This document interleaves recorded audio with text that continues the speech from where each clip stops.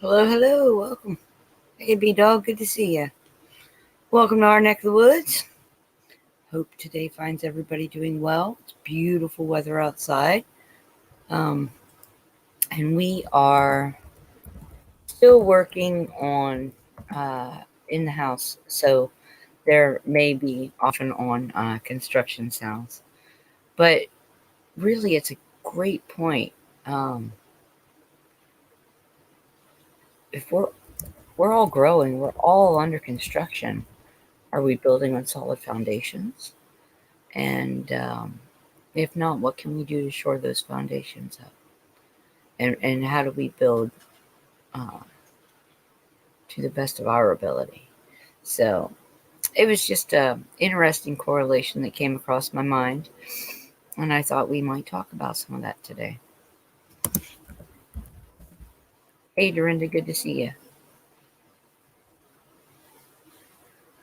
So, I was blessed to be able to spend part of my morning watching some of Pappy Two Bear's videos, and it's so refreshing. It's such a nice, peaceful feeling, just to learn, when I watch Pappy's videos, I kind of feel like, you're sitting at the feet of the elder, just listening, just picking up as much information as you can. So I enjoy that. I do. I am the kind of person. Hey, Pappy, were your ears burning? I'm the kind of person who,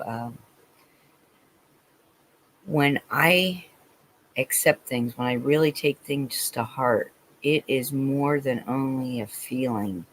There's an actual, how do I say this? Like a visual integration, like an entire memory is created. How we create those as we go through life, and how we reflect on everything in the moment of that memory, for good or ill. We focus on the feelings, remembered scents, sounds, colors, patterns. So when I watch Pappy's videos, for me, it's very immersive. It's a very very much for me. It's like sitting at the feet of the elder and just soaking in as much as I can. And so there's an entire immersion in that experience, And for me, that's the best way for me to learn. I have found over time that the things I remember the most have created visualizations, emotions, different sense patterns, if that makes sense to anybody. So, how do you guys do it? What's the thing for you guys? I know not everybody does the visualization stuff. That's been happening to me all my life. So I just roll with it, because usually that's how important information is stored for me personally.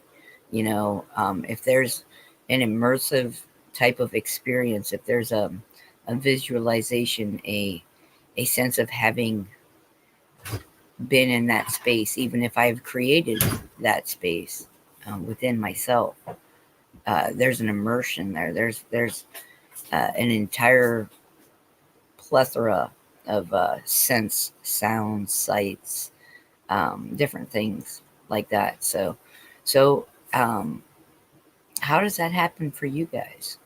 As we are building ourselves spiritually, as we are coming together as a collectiveness, I guess. How are you building your personal spirituality? What are your building blocks? How does that look or sound or feel for you? What is the way that you integrate that best? Anybody? Any takers? Y'all can't leave me alone up here for too long. You know, I get to rattling.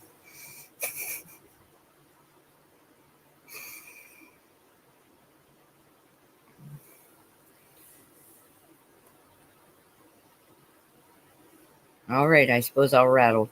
I think Jeff's right about to bring in another board and start hammering. So I will mute us while the hammering and drilling and whatnot is going on, just for the sake of your ears. But so bear with us with the long quiet pauses, unless anybody wants to pop on up here and enjoy a nice coffee and fireside chat with me, which we started a fire this morning, and we ended up letting one up here, and weather was very nice. I don't fireside chat. Don't want to talk. We started a fire this morning, and we ended up. Hi, Peppy. How are you? I'm good. I started my day off right. I went in and I got to watch a couple of the Lodge series that you've done this morning, and so it really it put me in some framework, in my mind where it's we can't forget that learning is a constant on the journey, right? And then Jeff started bringing in wood and hammering and nailing, and I thought, under construction. Yeah, aren't we all? Well, as a matter of fact, funny that you bring that up, and you've actually titled your live today for that. I actually have a teaching that has the same title. It's amazing the connectivity that we all share, isn't it? Yeah. I don't know if my old computer has got it up yet or not. Okay. We'll wait.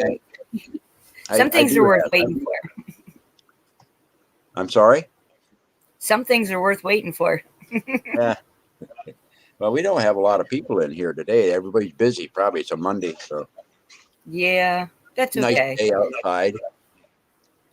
Well, anyways, I'll read it to you. I can always bring it up again later on if we need to. And it's called Under Construction.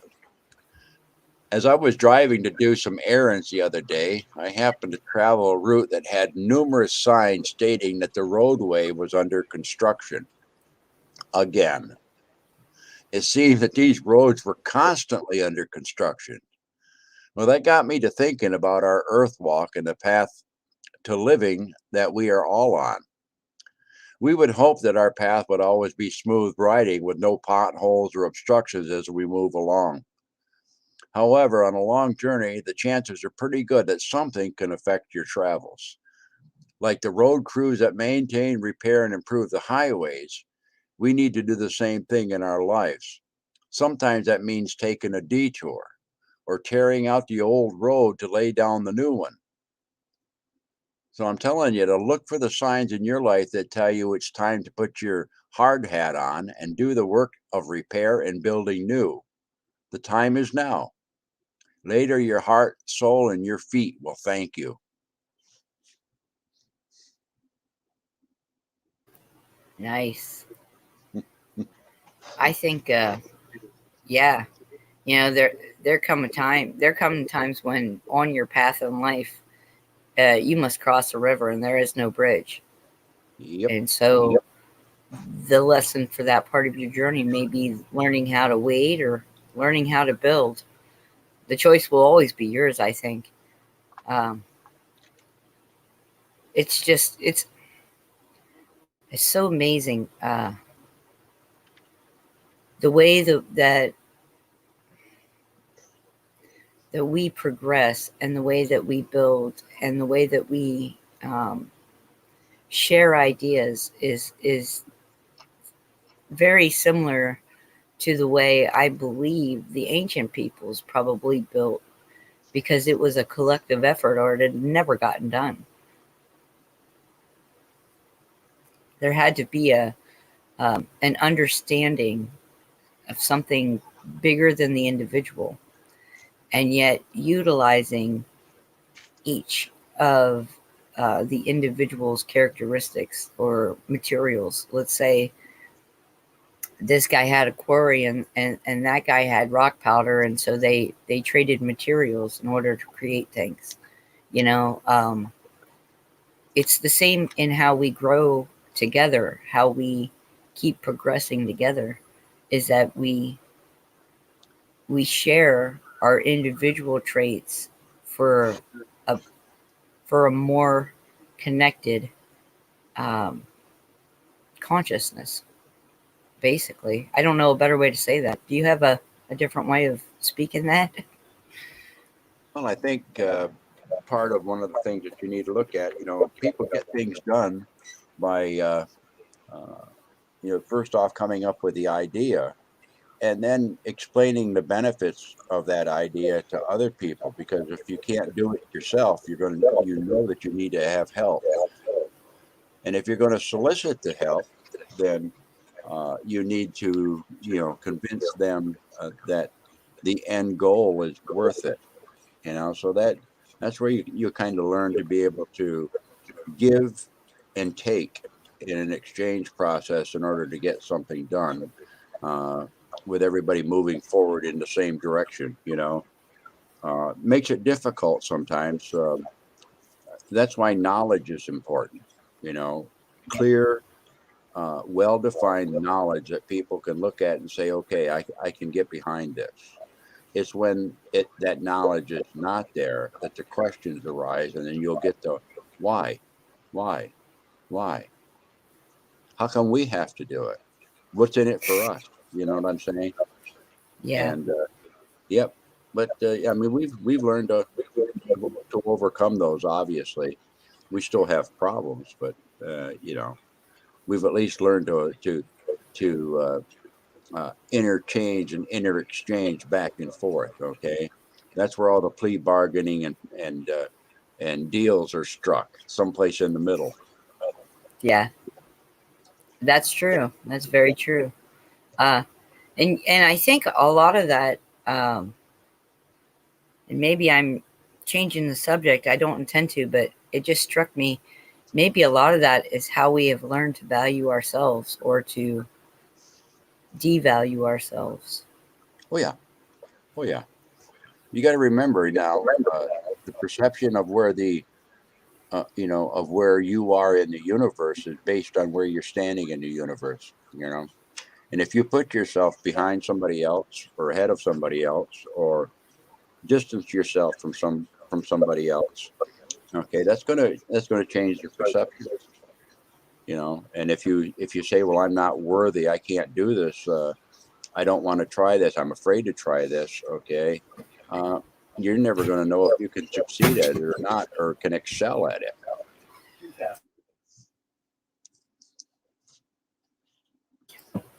Sorry. Um, and you're absolutely right. When if we live our lives comparing our lives to the next person's life, we are not going to reach the potential that we are given.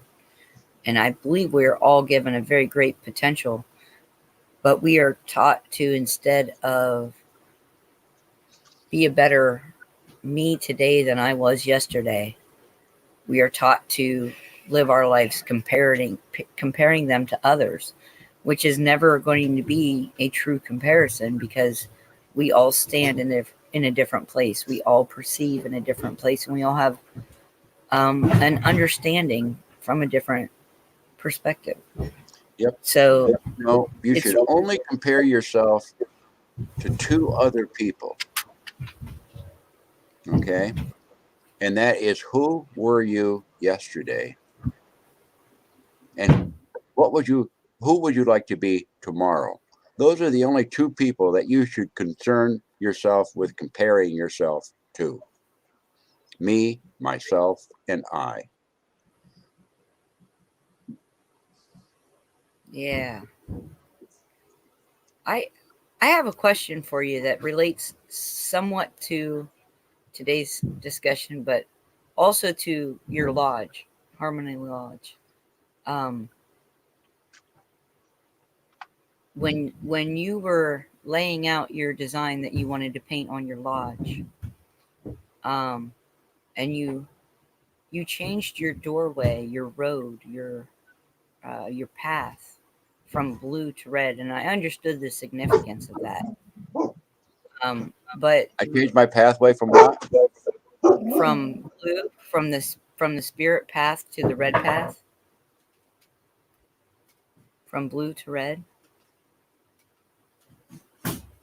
Okay, I think I catch what you're trying to get at there. Okay, Okay. the, Well, if you look at the if whatever. you look at the diagram of the teepee or the picture of the teepee in the films, okay, you'll notice that there's the color combinations first and foremost on the overall teepee. Those are my personal colors. Okay, blue, white, black, and red. Those are my personal colors. Um, the the red, you'll notice that the red goes up where the lace pins come together and on either side of the door. Okay, and it goes up and the smoke flaps are open, and on the inside of smoke flaps, they also are red. Okay, and that is uh, the symbolism, if you will, of the good red road. The good red road is a road that we walk here on the earth, leading up to the top. It goes from, you know, from the ground to the heavens, so to speak. Okay, and in the symbolism of the white circles on the black background, that's the stars in the night sky. Okay, in other words, that's a red road to heaven, so to speak. Okay, so that's kind of the color combination there. So there are two roads. Okay, you have the good red road, and then the spirit road. All right. And the good red road, if you notice at the bottom of the doorway, it's split to either side of the doorway opening. That's to signify that one foot should be on the blue road and one foot should be on the red road. You are the go-between. And when you enter into the lodge, you're going into that center point of the go-between. That's why I call it Harmony Lodge. But that's the way that I put it together. And then the symbolism along the bottom, okay, you'll notice on the symbolism on the bottom that I have the bigger circles and that sort of stuff. That is actually in native symbology, that is the symbol for lakes. So that basically means big lakes. In other words, I come from the area of big lakes. And then crow is one of my messenger birds. So hence the reason that I've got the crows flying from one side of the low on the opening on the one side, and it flies high to the back of the lodge towards the top, and then it swoops back down the other side and comes down low again in the doorway. So that's the circular motion of the messages being carried, by a little messenger. Conhy the crow, a little messenger. So that's a symbology. And then on the door flap, when you look at the door flap that I made and painted, it's got the two bears. And also you'll notice in there that there's the hummingbird. Okay, and the two bears are walking. There once again, it's a symbol of the spirit and the material worlds. And then the hummingbird reminds me, and of course it honors my wife. The hummingbird reminds me of the type of energy that I want to have. That light, harmonious energy of my wife's name. Dove spirit dancing while hummingbird sings. I could have just as easily probably put butterflies on it too, and unicorns and lollipops and little bubbles going up. Who knows? Hi, Well, Shep. I wanted to ask you. You said those were your personal colors. Um, because I kind of feel like we all do have a set of colors. I don't really know much about that as from like a native standpoint, but I feel like we all collect certain colors that resonate with us over our lifetimes, and I know that I think I think I know. Um, that's my disclaimer, guys. I think I know uh, the uh, the four sacred colors: black, red, yellow, and white. In a lot of traditions, those resonate with me quite a bit. But those are not my personal like color choices that I feel make up what resonates with me. Does that make Yeah. sense? No, it makes sense because it's these are individualized things. You know, certain nations will signify certain colors, meaning certain directions and stuff, and then another nation will have something a little different. You know, you might see blues instead of black or green instead of another color. Okay, so it's what's important to them. Okay, the color scheme that I have on my lodge is my other totem bird is also a messenger bird, and that's blue jay. Okay, so those are my primary colors are uh, the blue and the white and the black of blue jay. You know, and red that signifies a good red road that I want to walk, the earth walk that I want to walk. So that's my personal colors. That's why I chose them. In other words, I'm saying, if I have the messengers coming to me, then I'll walk the path of the messenger with the two bears for healing of both, physical and spiritual. So that's kind of how my stuff comes together. Everybody else will come together individually. Um, you know, eh, whatever floats your boat. It's fine. If you want to go out and get all these vibrant new fluorescent colors and that happens to resonate with you, there's nothing wrong with it. I mean, I see people running around with spiked fluorescent red hair, so Reminds me about a joke about a parrot, but probably not appropriate. well, like I see Mr. 300 joined us. How did you do there, fella?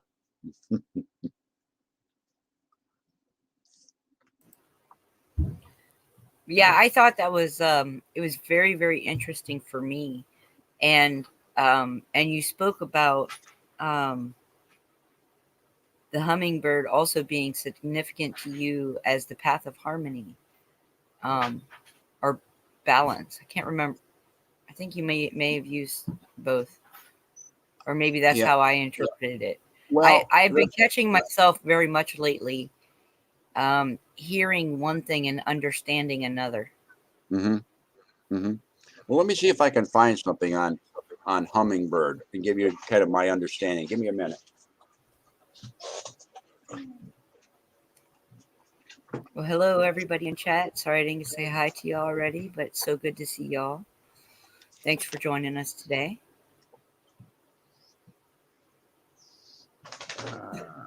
Let's see.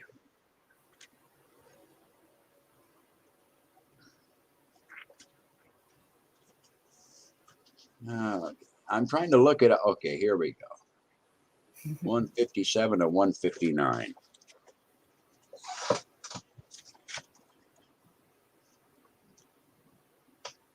What I'm looking at here is the book on animal speak by Ted Andrews. And this is a pretty good book as far as telling about the various different animals and things like that, and some of the attributes that's attached to them. And for those that have never seen this book, I'll go ahead and turn my camera on, give you an idea of what I just mentioned. It's called Animal Speak, and the author is Ted Andrews. That was his first book. He has a second book also that's called Animal Wise. So let's read about hummingbird. Hi, Shep. Hummingbird. The keynote for hummingbird is timeless joy and the nectar of life. The cycle of power for hummingbirds is daytime. The hummingbird may be the smallest of birds. You don't need to see my face while I'm reading this. I'm going to turn it off. Whoops. Good idea. There we go. May be the smallest of birds, but is also the most fascinating. Anyone who's ever seen this tiny bird is filled with a sense of wonder and joy. Its name comes from the vibration of its wings as it flies or hovers. We have all heard how good it is to whistle while we work, but humming is much more effective. It creates an internal message restoring health and balance. This, the hummingbird reminds us to do. It reminds us to find joy in what we do and to sing it out. There are over 300 species of hummingbirds. This is very significant. In the Hebrew alphabet, the letter Shin is given to the numerical value of 300. This has association with fire and relationships, the past and the future. As we will see later, this is even more reflected in the wing movement of the hummingbird. It has the ability to move its wings in a figure 8 pattern, a symbol for infinity, and links to the past and the future and the laws of cause and effect. Hummingbirds have long bills and tongues that enable them to extract nectar from the flowers.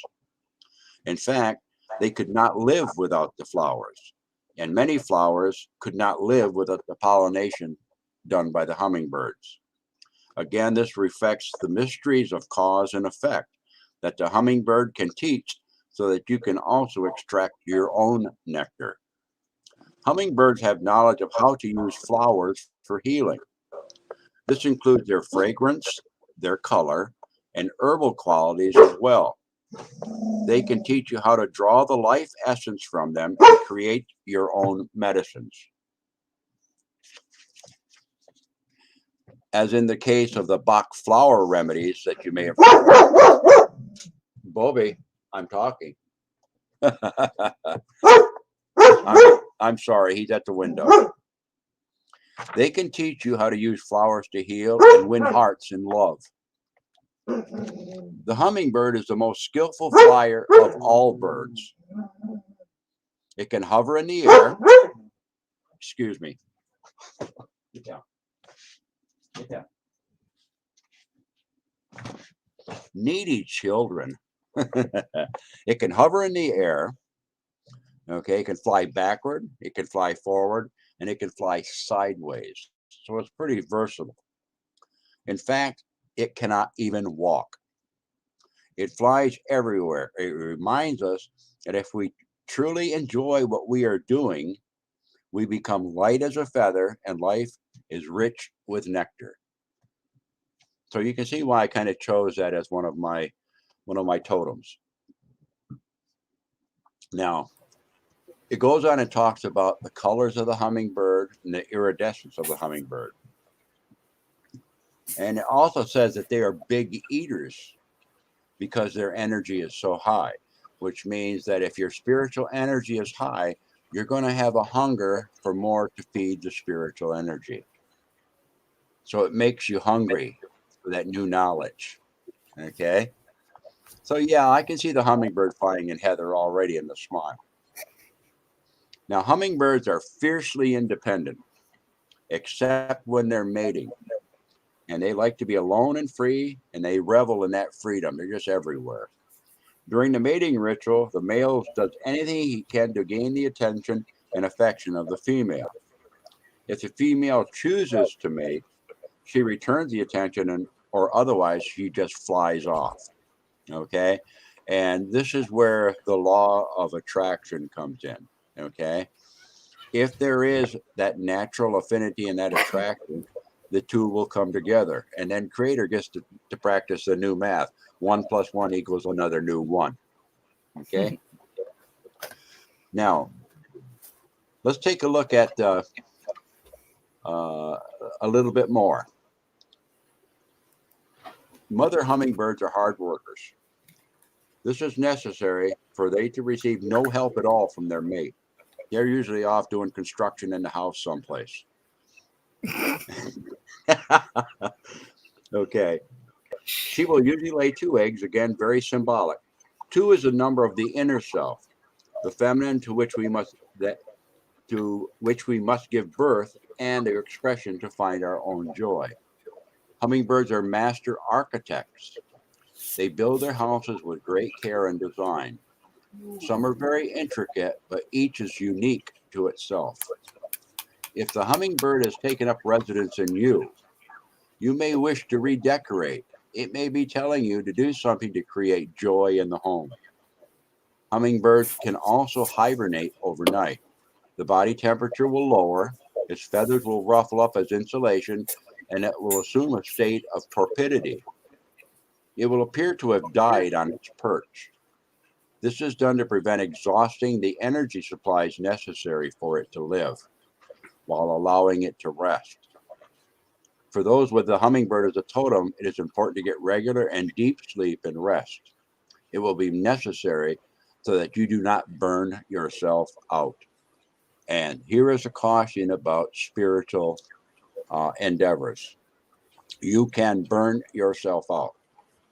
You burn brightly, brightly, brightly, but you're like a Roman candle. At some point, you reach your pinnacle and you go boom. And then you come back down to the ground again. Okay. So it's important to cycle these things through you all the time. Because remember, like my doorway signifies there, you've got one foot that's supposed to be standing balanced in 2 worlds. Okay. So let's see. So that kind of gives you an idea of what, some of the attributes of the hummingbird, okay, and how they apply. So you can see how I might have applied hummingbird to my overall endeavor to walk a certain pathway. In other words, I hope to incorporate in my earth walk, in my day-to-day activities, in my demeanor, in my disposition, in my tendency to be attracted to certain things, these types of energies, because it's my intent to be in harmony for healing. Okay, so these different things come in, and they themselves don't have that power. They're not something that I worship or these sort of things, but it's something that I recognize the teachings that Creator has put within them that can be applied to me, or applied to what I aspire to become. That person that I'm looking forward to tomorrow, that is not the person that I saw yesterday when I looked in the mirror. So today, hummingbird flaps his wings while bear is out there digging up the new medicine. Does that make sense? Absolutely. The first time that I went on a meditative quest to discover what some of my spirit helpers might be, what energy that was, the hawk was the first thing that came to me. And then somehow over the years, turtle has entered my energetic field quite frequently, and spider. And I don't even know what all those medicine like. I don't even know what all those energies are. I can make guesses from what I see in nature, but I know that always is more than that, you know.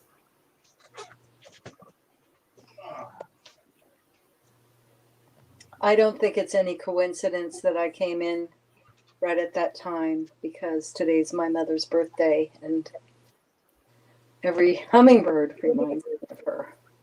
So thank you. Oh, Maybe this is what you were needing today, not some other big exposure. I just came on to tell you what happened to me this morning. I Please was share. sleeping.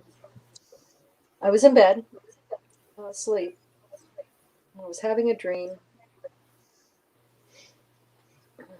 We were supposed to be watching a movie. Nicole Kidman was on a roller coaster ride with those cat eye glasses. And there was another actress behind her. I think maybe looked like somebody like Eva Longoria with her dark hair. And the objects in the dream were getting larger when you touched it. And one of the objects was a syringe that was full of something that was red, light red, pinkish red, clear though, that you could see through it. And then that object or whatever it was, someone put behind me on the couch, and I had to get away from it. And I was thrown, literally thrown off my bed. Literally. And I woke up on my floor. I mean, and hurting. It was an immediate wake up, because when I sleep on the right side of the bed, and I sleep facing out. So I'm on my right shoulder when I sleep usually. And when I hit the floor, my left rib hit the baseboard, because I have a tall bed. It's about 3 feet tall. So I hit the baseboard, and my entire side of the rib, my left side, is so sore. And I don't see a bruise there yet, but I don't know. It just really threw me awake. And I said to myself, I had a hard time breathing at first. I had to catch my breath, and I just got back in bed after that a little bit, laid down for a second, and I said, maybe I'm supposed to get up today. Maybe I need to get up early today. I don't know. It was only 6 a.m, so I'm usually up around 8:30. Nothing's happened since, but it really threw me off. Really did. I've never experienced anything like that before. It made me also think that last night I was reading about the papal sins and the Vatican and all that evil thing, and it even makes me think that something was throwing me out of my bed. You must be very cautious about what you take in before you enter dream time, your sleep time. You must be very cautious with that. There's a reason people pray before going to bed. It's a way of I don't remember. It was something was on TV, but I don't remember what it was when I fell asleep. And I could not begin to interpret your dream. You would have to feel your way through that, Shep, and find out, what do these things mean to you? What connotations do they have to you? Or just even pray for understanding of it. Well, my dream was, I think, subconsciously, my dream was about everything that I'm exposing. As Nicole Kidman was in it, and it was a roller coaster, and then there was a syringe, and the aliens blowing up the houses, and all these things. I normally don't remember, but that was physical encounters. They tend to make you remember a whole bunch. I guess so. I'm just thankful my dog wasn't on his bed because it's right where I fell, and I would have squished him if I had fallen on him. I do hope your rib does feel better and that you're not out of whack. Well, I took a leave, and but it feels like a bad Charlie horse, is what it feels like. So I'm sure it'll be fine next day or two. But yeah, Well, praying is definitely. I try to put myself in a place of protection before I start reading every time, and so. what sounds to me, Shep, and this is just my my feeling, okay, that a couple of things happen.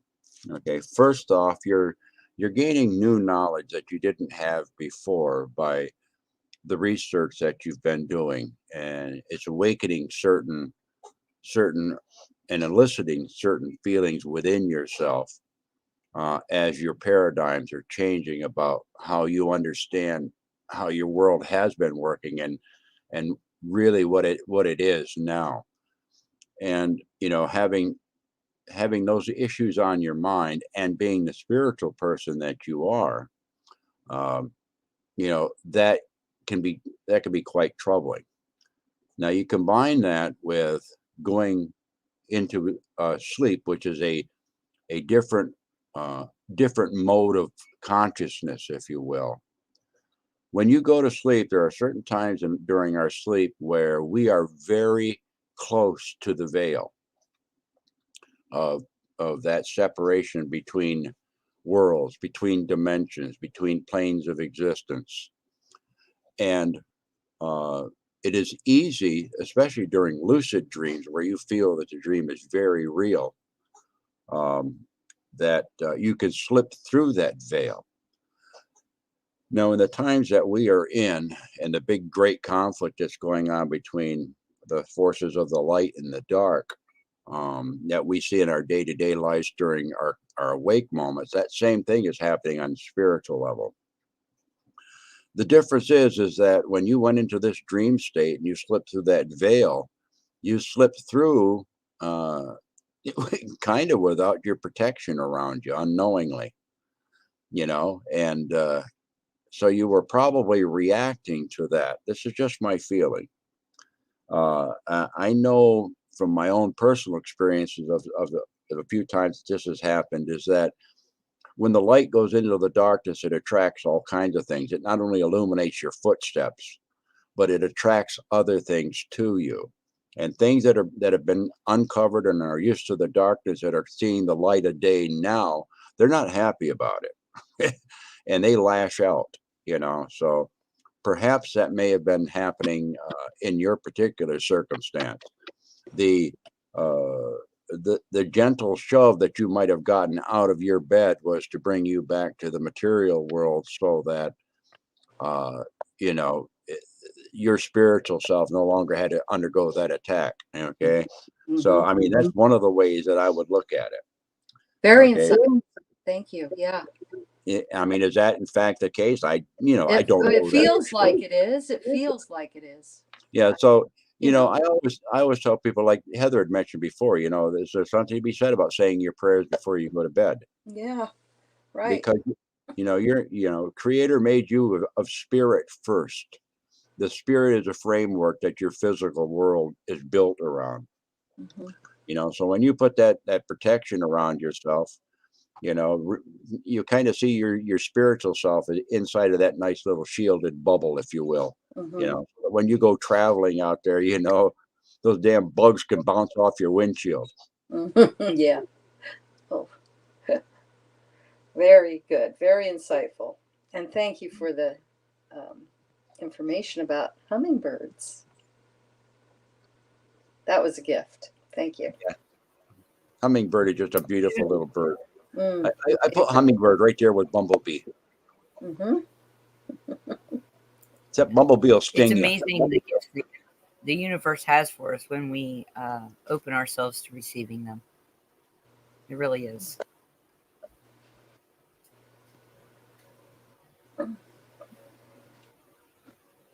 I wish I I'm could. just sitting here. I only had one experience where I felt attacked while I was away, and that put me off of meditating and everything for a very good long while. Of course, that was the folly of my youth, and so now I'm back to practicing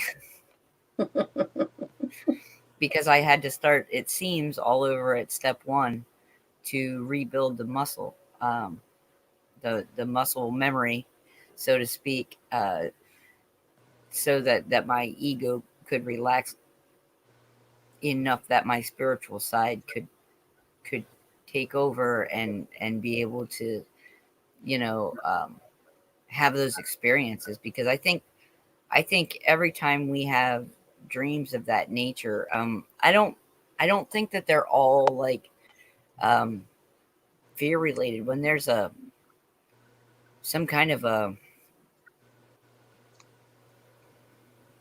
physical remembrance when you wake up, right? That's how I started talking about when we first came on today was, how certain experiences they're wound all together with the way we visualize that memory, with the way we sense it, the way we feel it, certain smells and patterns and colors that we have that we associate with all these different things. And we are coming into such a great time of transformation and transition right now that, and all the negative stuff that's getting drawn up into the light, it doesn't want to be shown. It likes the dark, that one way for us to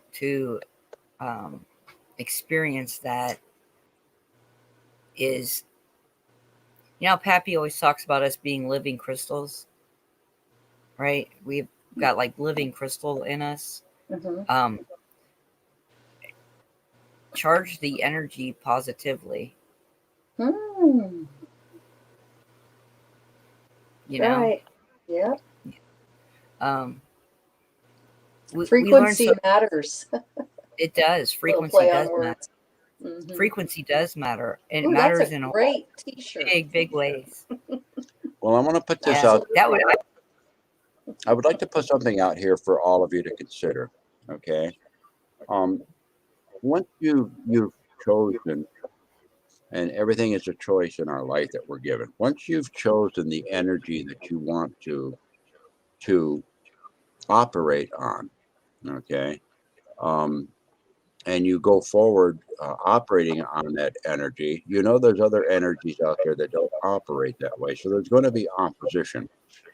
So all of those that are striving for this higher frequency that we're talking about, this spiritual frequency, this higher energy frequency, whatever, realize that you've chosen a pathway that's going to bring you conflict at some point in time. Now, in that context, you're all warriors, okay?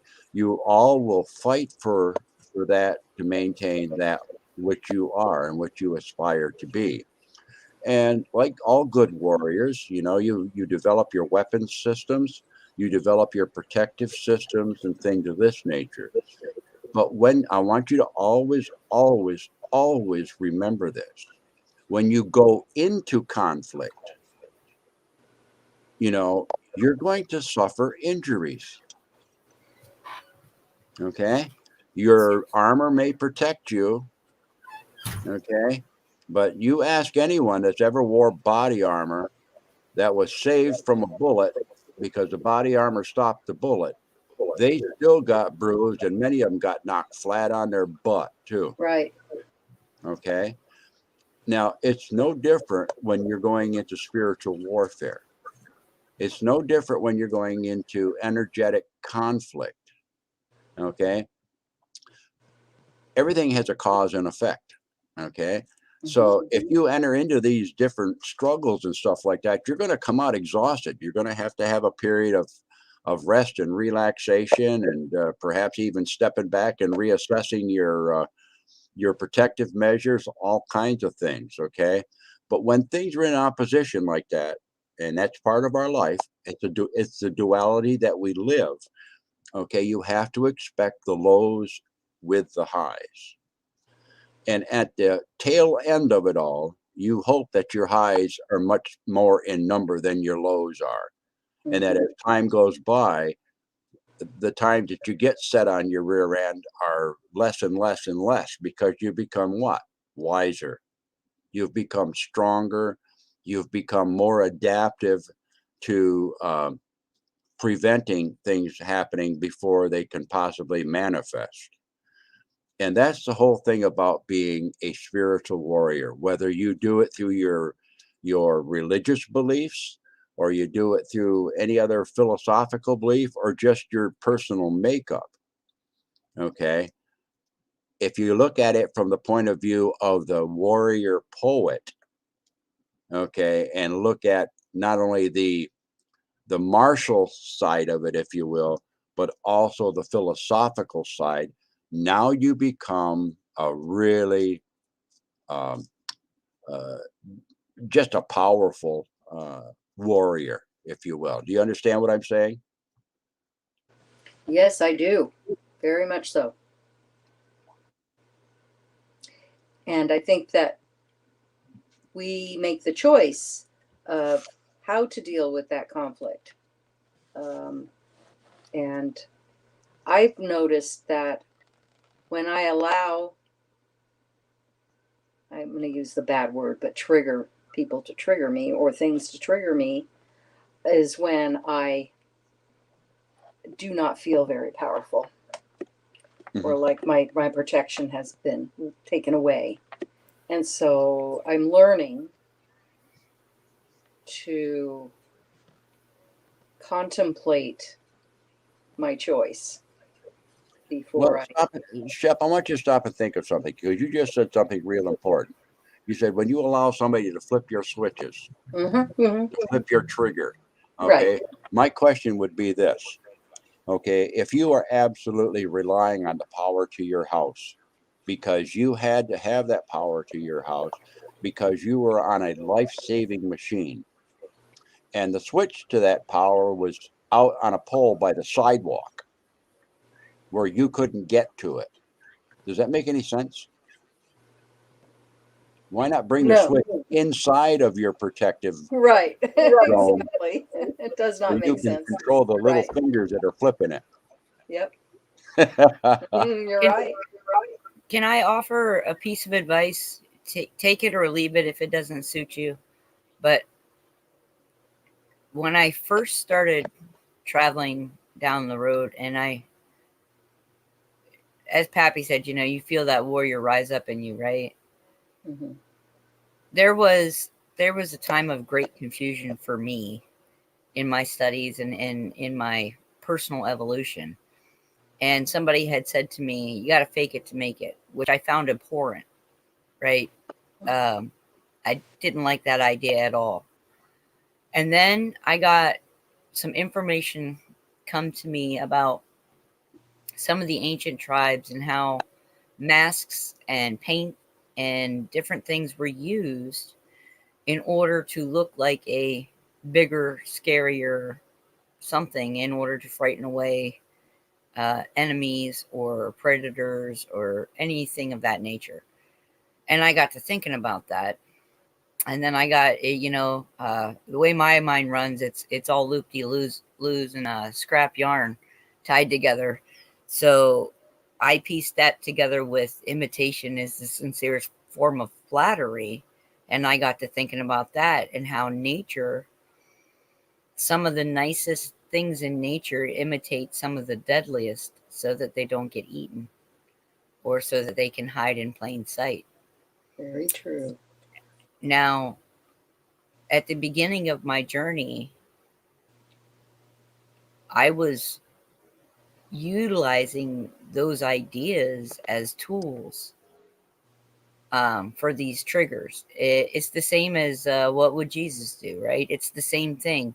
You're asking what someone that you aspire to be like, or something that you aspire to have, their strength or their invincibility or their seeming being able to just flick stuff off their shoulder, be Yep. like the duck, Mhm. all those things that we see that we want to reflect within our own beings. So I tried to utilize that, and it worked in the beginning. And then it came to a point in time for me where it was, why am I playing life defensively? Because for me, that's what it felt like. It had gotten to that point for me where instead of utilizing these things as tools, I utilized them as tools in defense of, rather than finding out why did I have a trigger there in the first place. And then it came down to really trying to disassemble those triggers, trying to figure out why I took personal offense, or why Right. I, let this thing or that thing poke me. If I had that much shielding on myself, I should have never felt it. Right. I So understand. we have the tools available, and everybody uses things in different ways. But yeah, and eventually we can try to disassemble that machine, because that's part of the Well, machine that they've created. people are not making me feel a certain way. They're not making me do anything or feel anything. It's all within us. Exactly. And Yeah, it's but hard. It's some really people have hard a hard to time with that. They exactly. I was really just going do. to say it's hard sometimes to realize that. When And especially when there's I no, hear people they did this to me and that to me, and oh my God, this happened to me. Oh. And it's for me, it's hard not to explain to them that you're doing it. yeah, yeah, and a lot of people get very upset about I language, right? Well, when you do this, I feel that way. I feel this Uh-huh. way. And I think that I remember that as being one of my most valuable lessons for me personally, because it made me responsible for my feelings. Mm-hmm. You know what I mean? Yes. Using I language, saying, okay, you did this, but this is how I understood it. This is how I took it. And this is how I responded to it. Made me responsible for my feelings. And so when we stop using I language because I don't care how you feel anymore, right? That's how a lot of people look at it now. Yeah. They only care about their own feelings. Well, the reason to care about your own feelings is to recognize that those feelings are your own, to find Mm-hmm. out why you're affected that way. Right. It's a tool to grow. It's not Yeah. an excuse to push off responsibility. Right. But I know a lot of people have a hard time with that. I remember when WWJD was a big thing, and I thought that's useful. That's useful. People will be able to see, um, that this is how you use comparison for a good thing. This is how you use tools to aspire to something. But it turned Mm-hmm. into something else. It Mm-hmm. turned into everybody searches outside themselves, and they've been doing it for so long they forget to look within. They forget to find within. I You have can an old solve every one friend. of your problems right Right. inside I yourself. know. I talked to an old friend today. She called from California, and I asked her how things were going there, and she made some comments about how bad it is. And she's taken the vacation and all that stuff. But at the same time, she said, and and we just let them. And I just fell for it. We just fell for it, meaning the vacation. We just fell for it. And I said, yeah, you did. Why'd you do that? She says, I don't know. I guess everybody is telling me to do it. Yeah. She learned a very valuable life lesson, didn't she? I don't think so, because No. it's still all very surface in her life and what she was saying. And you know, it's nothing any deeper than, did you see, I don't know, Fox News or Rachel or whatever. You know. And In fact, so she was much of telling the me about surface, neighbors. She was telling me so about much of the surface stuff is just a distraction because exactly. we are at a I mean, point it's where not even surface. It's higher than surface in her case. It's not even Matrix, seeing the surface. Matrix level. Yeah, very, very. Yeah. And I just, I'm tired of going around and about trying to help my friends see behind the veil a little bit, even. And especially with someone like her, I can't even express anything about my feelings because I know it will just go right over her head. It just, not my feelings, but things I've heard or know or read, or I don't even send her a link. There's nothing to show her anymore because I've realized that she's never. She's made her choice. She does not want to see. No, there are going to be people, and there are going to be people that we love dearly that are going to refuse. They're going to refuse the opportunity to look through the veil. Yeah. And that's okay. That's their choice. They have free will like we do. And Yes. And I know it's hard because we are very, very much based in this 3D matrix of our reality. And so we mourn those that we lose. We mourn the knowledge lost with them. We mourn the friendship, the love. We mourn those things. We are the only ones suffering their loss. They are not suffering their loss. No, they're not. The way I connect with her is to send her clips from old things. So the other day, and the reason why she called me is she was so excited because I sent her an old clip of American Bandstand. Right on. And that may be the only way that you're going to be able to communicate with some people, that are left in your life. And that's right. That doesn't mean stop trying. There may come a time where something comes across that wakes them up, and that's fine. And when they're ready, they'll ask. Exactly. That's what I would do. We can only just wait once they come in. Just wait. Well, this brings up an interesting analogy that just came across my mind as I was listening to you two gals talk back and forth about this.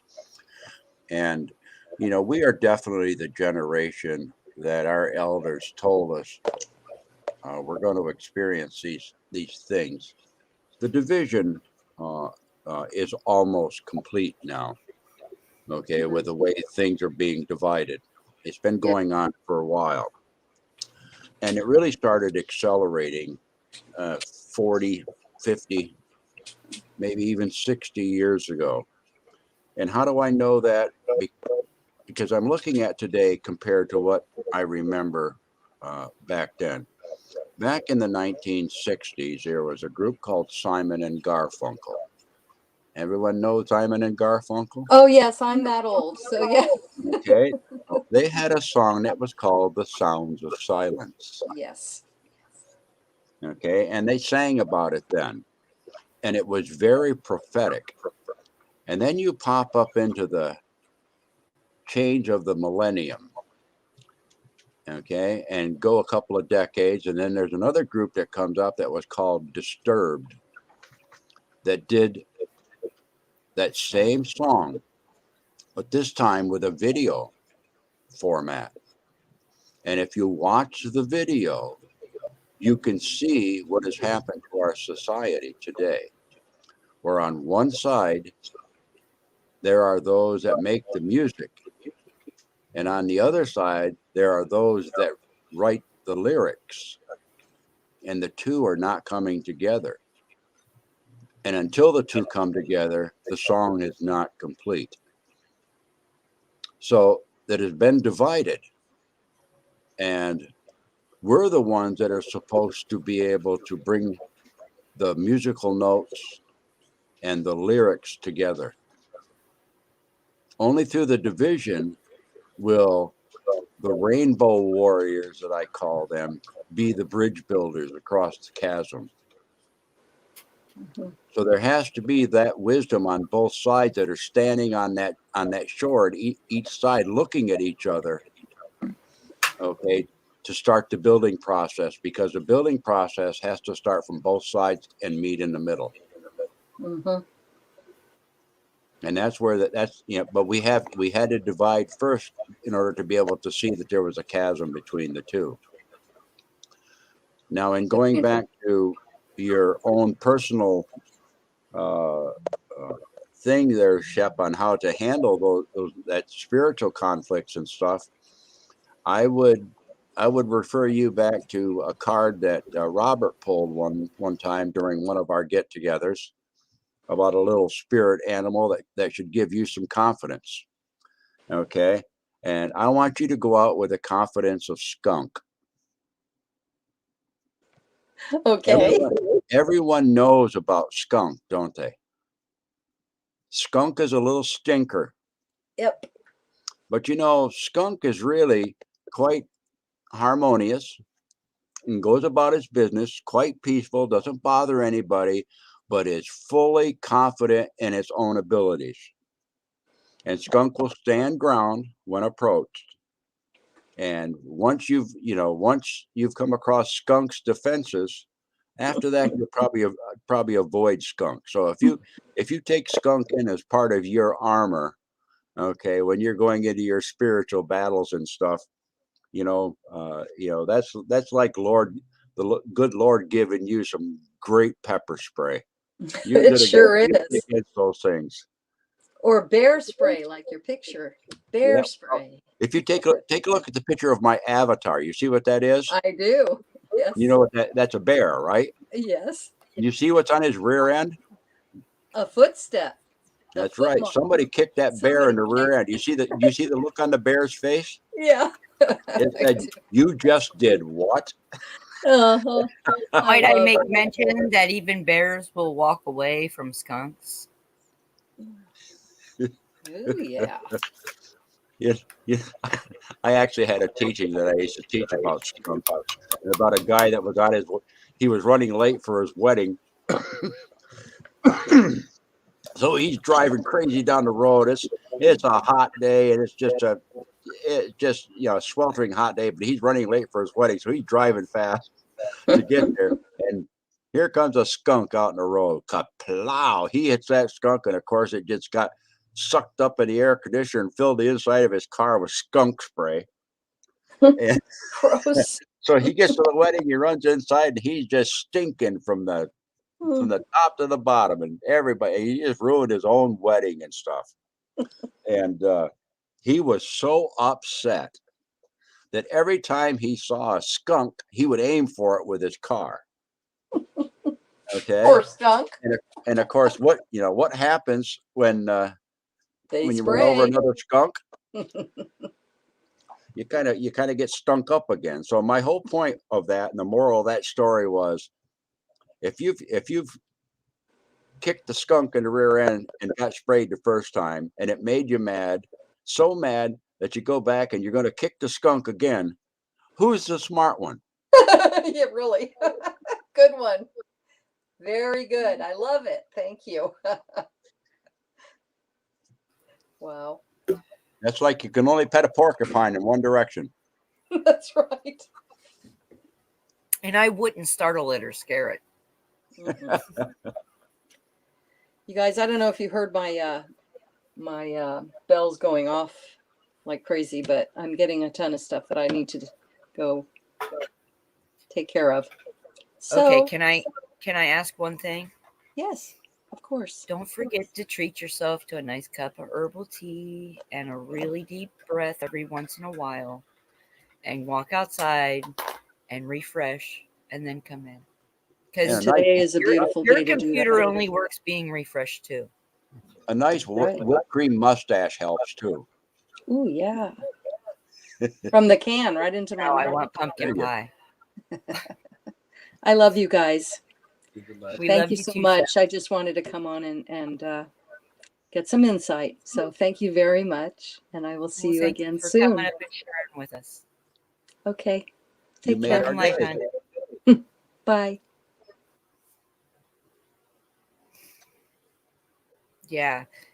And you know, we're gonna find our dreams are becoming more and more potent and more palatable, and they're going to be things that are going to carry over with us, I think, as we move into these new energies coming in. I told you guys about the one that I had the other day, the convergence of 5 points. I'm not sure what it means. It felt great. It's still with me, just lingering, but it was more about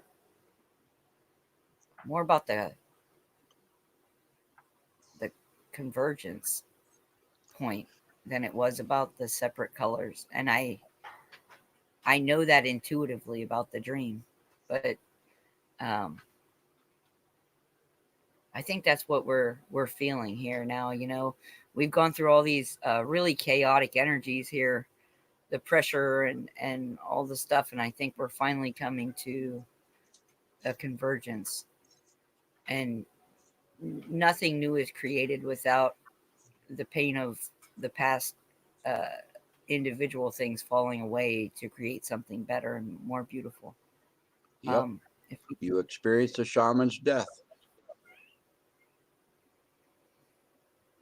The shaman's death is death of the old so that it can be torn apart, disassembled, exploded, whatever, and then brought back together in a new form. That's the rebirthing process.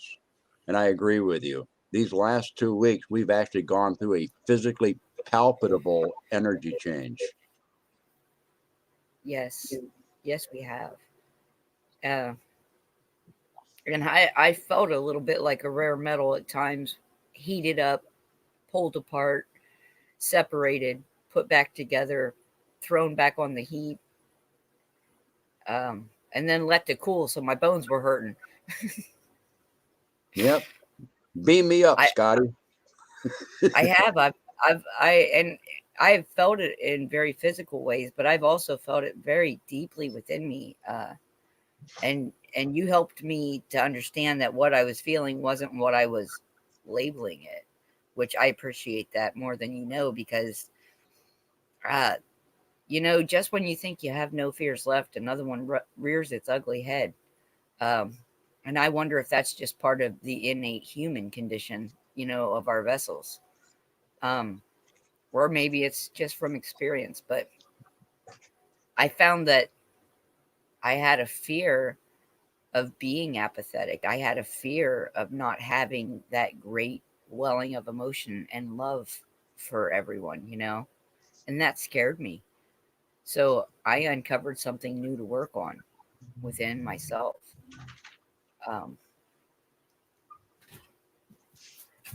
and I haven't even begun to really plumb the depths of that, but I know it's there, and I know, I think I know how to start the work on that. Every I think I question that's know answered is going leads to to be new my questions. yes. Heather, every question that's answered leads to new questions. Hey, Hi, hello, little one. Patty. Hi, Raina. Hello, everyone. And something's been. I need to ask you a question. I probably need to ask it of Robert as well. Um, but maybe you can help me with this, because I am. It keeps coming up inside of me that I need to find the. I need to find more information about these three very strong animals in my realm, um, and find out how do I utilize them to work together? What is the medicine? What is the energy there that, because outside they seem unrelated. Um, What are they But again? the hawk, the turtle, and the spider. Robert, why don't you grab your book and come on up here and give her a hand? I've got the same book, but get you an opportunity to talk too. And Come on up, I'm just grab that really, link, Robert. I feel like now's a time where those are supposed to be working together, but I don't. It's like I'm missing a vital piece of information that will make the connections for me. Does that make sense? Yep, absolutely. You'll find out which one of the attributes that each of those are pointing you towards, and then you'll put yourself in the center of it.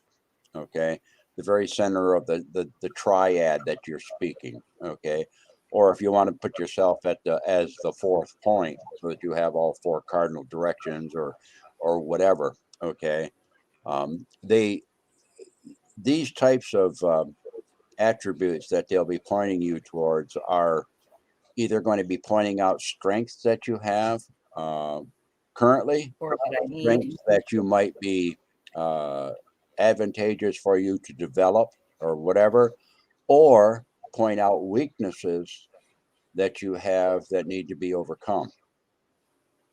Okay.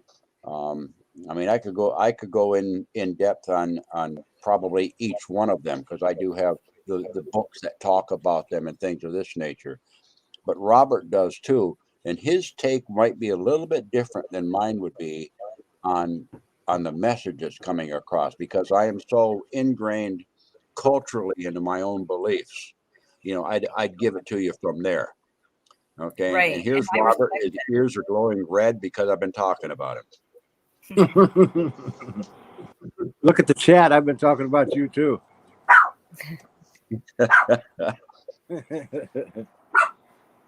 So what Robert, would you like, Peppy? She wants to know about hawk, turtle, and spider. Oh, if I you would love be spiders. so kind. What's the first one that came to you? Hawk. Which one's first came to you, Heather? Well, the first one that came to me was spider. The first meditation animal energy that came to me was hawk, and turtle has been in my life for a number of decades now. Turtle. Kind of unwillingly. I think I've shoved turtle energy away quite a bit and not understanding what it was there for. But now I have an ingrained love of turtles. I don't even collect them or anything, but they're there for a reason, and I know it, but I don't know why. So those three. And I don't know how to, those three. Let's see. I know it's a strange combination. No, that's your totems.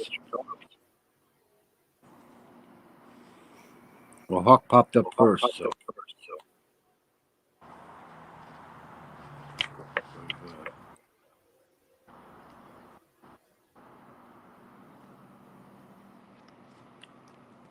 I'm just going to jump in for just a second. It's not strange. You got three. You got one flies in the air, one crawls on the ground, and the spider web connects the two. Yep.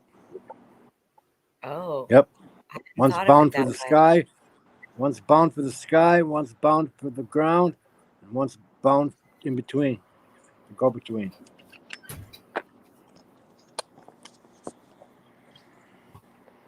Hawk, messenger of the sky, circle my dreams and teach me a message as we fly.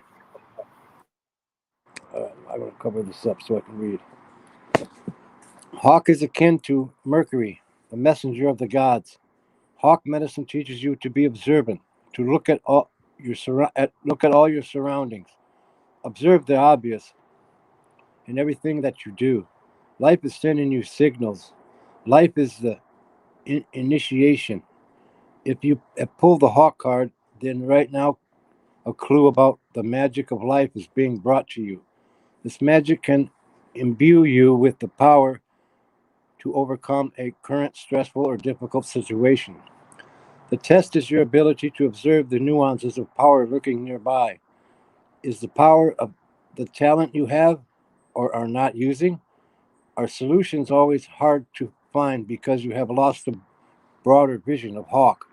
Or is it the Great Spirit displaying a gift that you need only to receive? Have the colors of the morning inspired you to create? Or has the gloominess of a present situation left you earthbound, unable to hear the voice within the raindrops splashing on your window?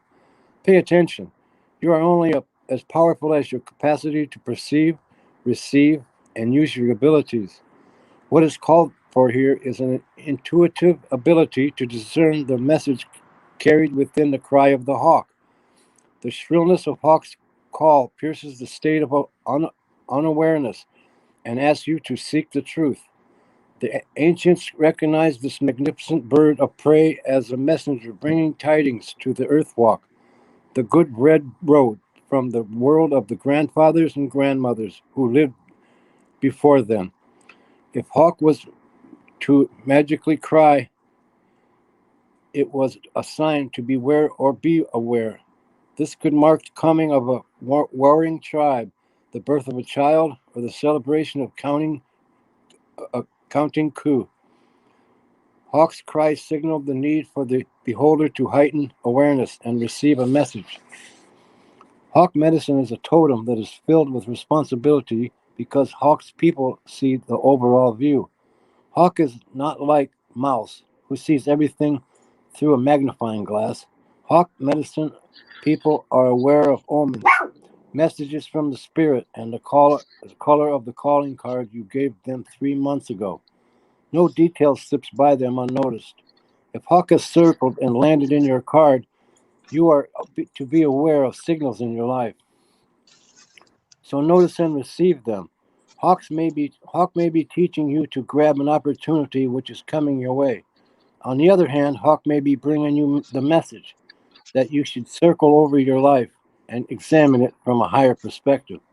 From this vantage point, you may be able to discern the hazards which bar you from freedom of flight. Remember, Hawk has the keen eye and a bold heart, for Hawk flies close to the light of Grandfather's Son. Okay. We'll go to the other, which one? Now we'll go to the ground.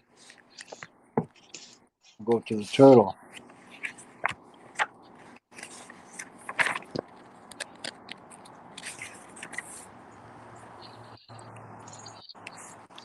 How are you there, Camo? What's happening, guys? Checking out my signal out here. How is it? Yeah, doing good. You look clear. Sky looks clear.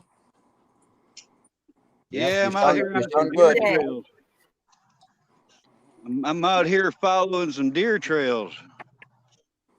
Well, Heather's here learning about some of her animal totems. Yeah.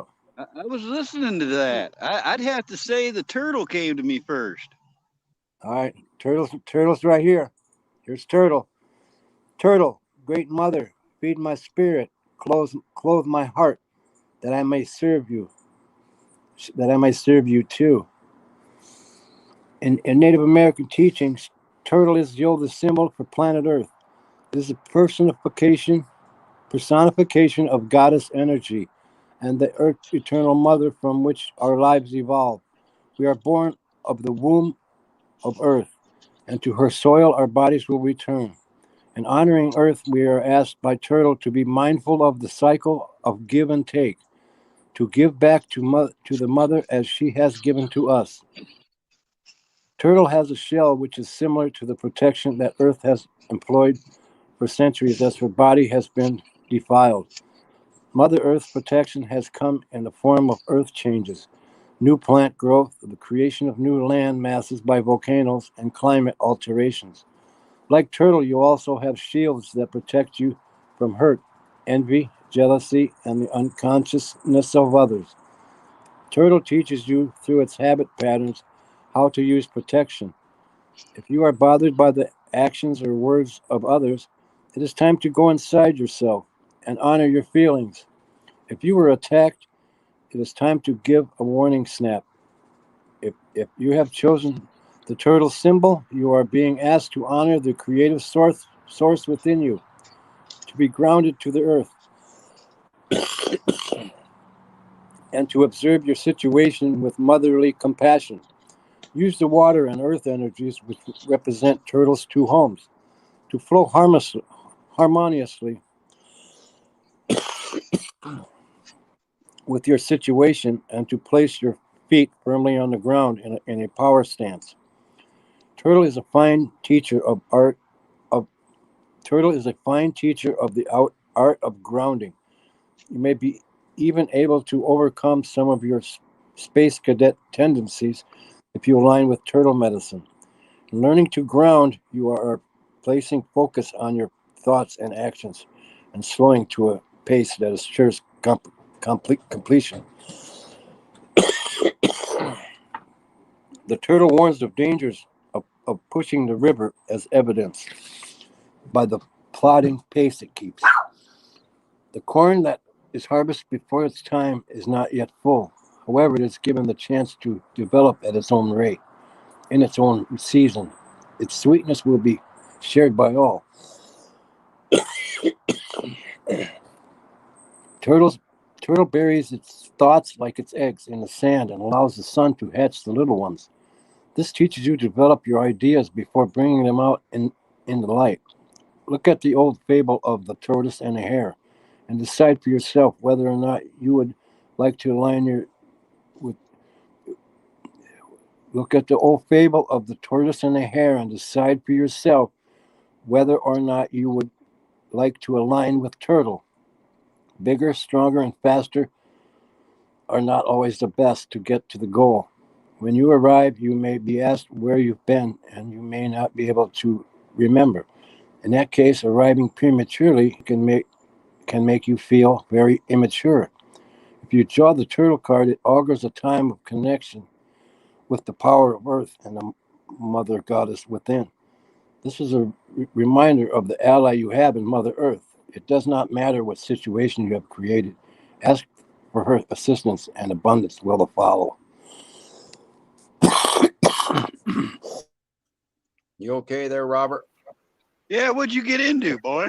Yep, I'm just, I don't know. I'll just get me a coffee. Okay, spider. Look up spider now. Thank you, The Robert. in between. You want me to read it for you? Sure, you want to read spider? I love Well, spider. if you want to, you said you're a little congested there. Go ahead. Okay, spider. Spider is one of the totems that I also use because I've used spider medicine in some of the healing ceremonies and stuff that I've done. Okay, simply because of what spider is able to do, at least what it's shown me he can do. Spider, weaving webs of delight. Weave me a peaceful world, carrying creation in your web, waiting to be unfurled. And the key mark of the spider is weaving. Spider wove the web that brought the humans the first picture of the alphabet. The letters were part of the angles of her web. Deer asked Spider what she was weaving and why all the lines looked like symbols. Spider replied, "Why, dear, it is time for Earth's children to learn to make records of their progress in their Earth walk." Deer answered Spider, "But they already have pictures that show through symbols the stories of their experiences." "Yes," Spider said, "but Earth's children are growing more complex, and their future generations will need to know more. The ones to come won't remember how to read the petroglyphs." So it was that Spider wove the first primordial alphabet. As she had woven the dream of the world that had become manifest, Spider's dream of the physical world had come to fruition millions of years before. Spider's body is made like the number 8, consisting of 2 lobe-like parts connected at the waist, and 8 legs. Spider is a symbol for the infinite possibilities of creation. Her 8 legs represent the 4 winds of change and the 4 directions on the medicine wheel. And you may have heard that before, the 4 winds and the four directions. Spider weaves the webs of fate for those who get caught in her web and become her dinner. This is similar to humans who get caught in the web of illusion in the physical world and never see beyond the horizon into other dimensions.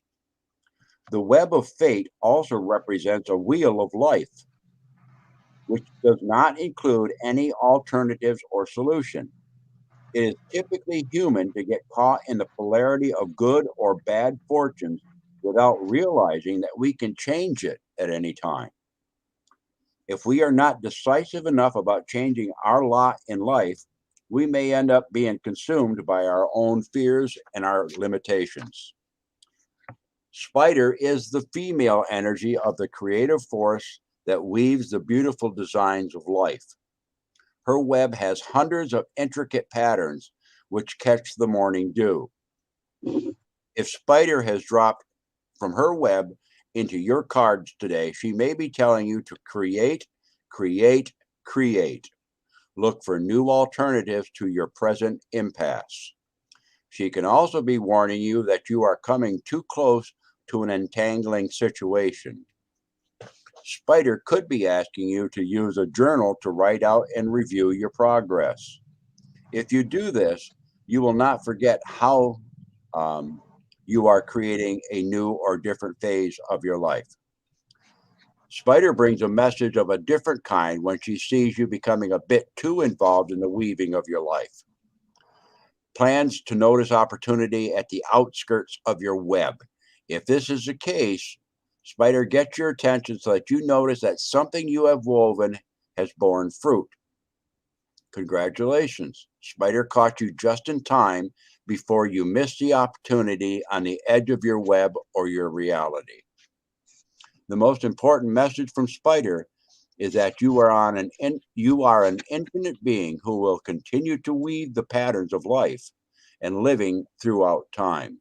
Do not fail to see the expansiveness of the eternal plan. And what they're pointing out there is that this web that Spider is weaving for you in your life, that web is alive. You can feel the vibrations on it if you are attentive. It lets you know when things are caught within the web that you've prepared to try to capture the things. It was the web of Spider that inspired the first dream catchers that mothers made to place over their babies to capture the bad dreams and only filter in the good dreams to come in. Spider is also one of those animal totems that I've followed because as a spider can weave a web, the spider medicine is also able to go into someone else's tangled web in their psyche and untangle the knots and reconnect the broken strands on their web. That's called spider medicine. I use that in energy healing all the time. Okay. So you can see how the animal totems can fit in with the attributes that they show us and their capabilities and how we might be able to apply them in our lives or also to see something that we're not applying in our life. And these three totems that were just read for Heather are quite significant. You know, the hawk that sees everything from the distance and with a sharp eye of a predator looking for the chance to swoop down on that opportunity, that choice morsel. Okay. And then the turtle that says, hey, I don't want to fly high like hawk all the time. I want to stay grounded and I want to have my sheltered protection. Okay. And I want to be able to walk between two worlds, the water and the earth. Okay. And they're connected by that strand between the two of them. Those three things to me symbolize what I talk about all the time. We are the go-between. Between the heavens and the earth, there's that golden tether, if you will, that connects us to the center. If we put ourselves in the center, like Spider puts the web in the center of the pathway of that which it is trying to attract or trap, you know, then we can control that energy pathway. And we can keep ourselves grounded with turtle, and we have the far-seeing eyes of hawk. that flies high, or eagle, or condor, if you want to look at even the vulture. Okay. So you can kind of see how these things come together. Heather, do you have a little bit better understanding of why those three have come to you? Yes. Yes, I do. And the Thank you, turtle, Robert. Thank you. and the turtle is at your own pace. You don't have to be as fast as a rabbit. You can do it at your own pace. Explains my Turtle has been patience. super patient with me. Turtle's been super patient with me for many, many years now. So I sat up against the maple. I sat up against the maple out here to listen to Pappy, and as he's telling me the spider one, a spider crawls across my hand holding the phone. When he was talking about hummingbirds, I was looking at hummingbirds right here at my house. I need to talk about the money bush. Right? For real. Yeah. Well, I walked 10 feet. Now I found a rub.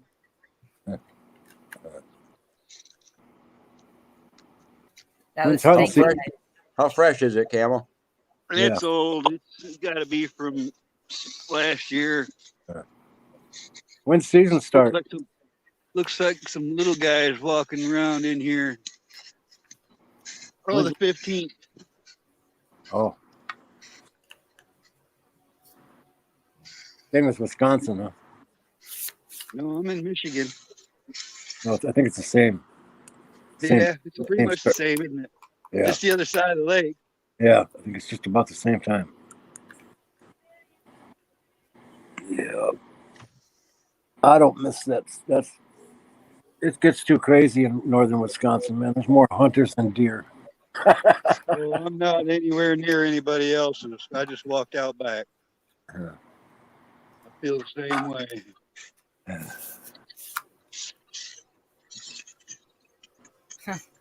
That was really special. Thank you guys for sharing that with me.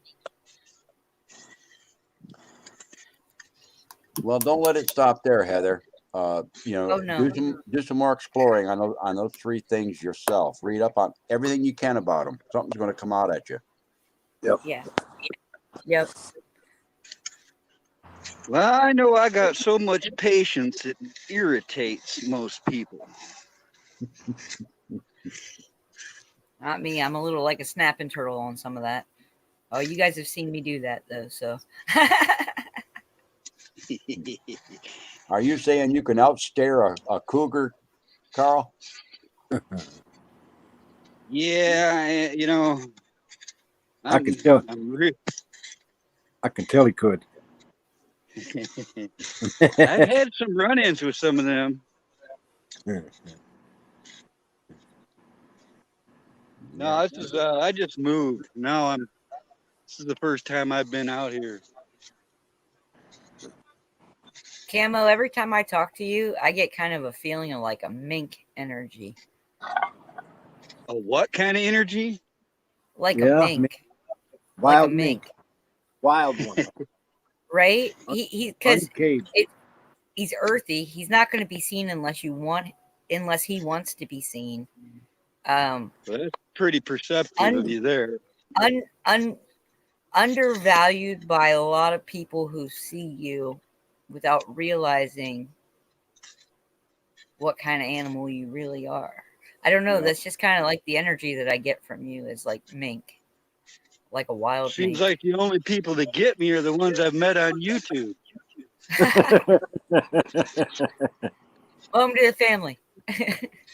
Hey, ain't nobody raised like us, brother. Nobody. You're the only one I know. Yeah, Same I freaking knew story. a lot of them, but they ain't here no more. You know, when a bunch of really unique lights get together, it makes the prettiest Christmas tree you ever did see. That's right. I just found a big red rocket, guys. Looks like some kid's science project. Must have lost it. Shooting cone is gone. Some kid put some time into this thing. That's probably one that China lost when they were trying to get to the hypervelocity weapons. You know, you might be right. The fin just fell off.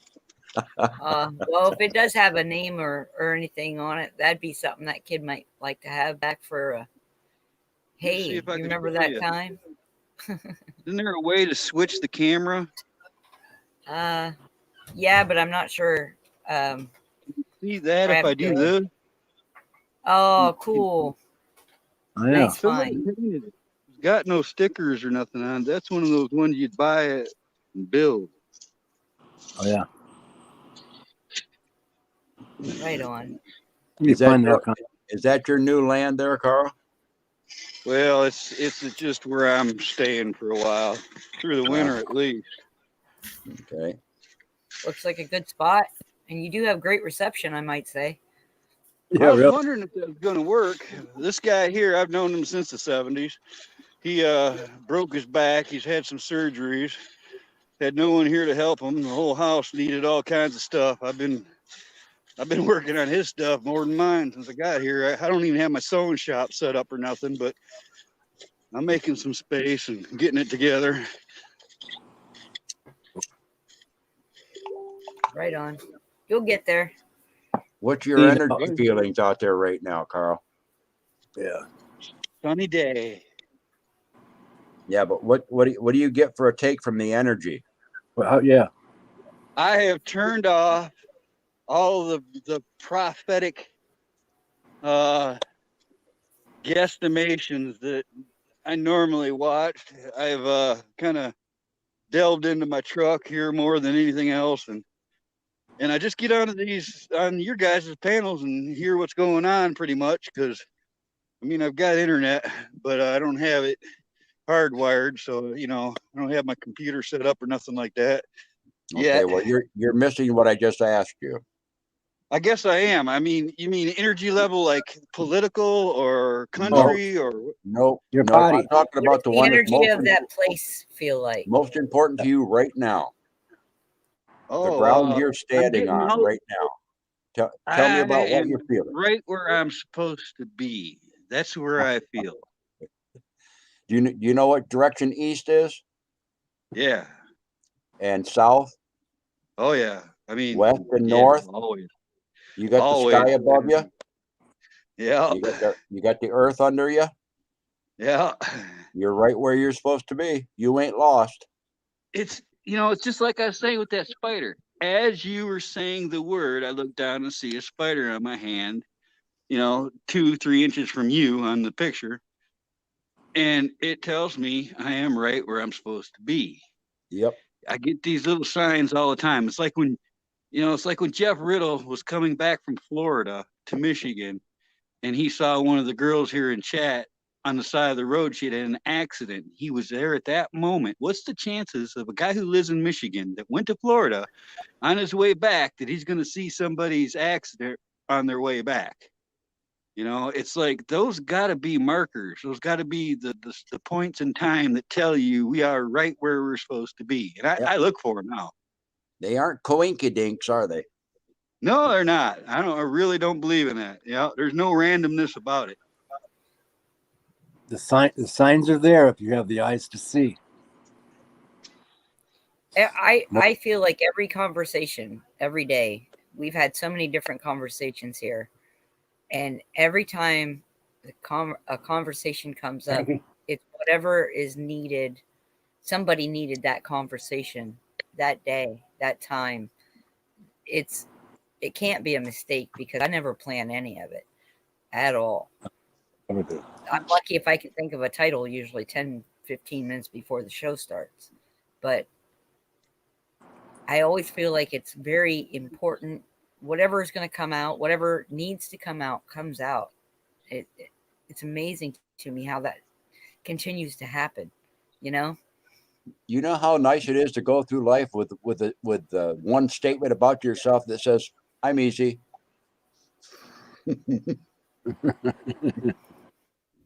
I'm telling you, if you're not the same type of person, you'll irritate them. Yeah. Right. Yeah. Exactly.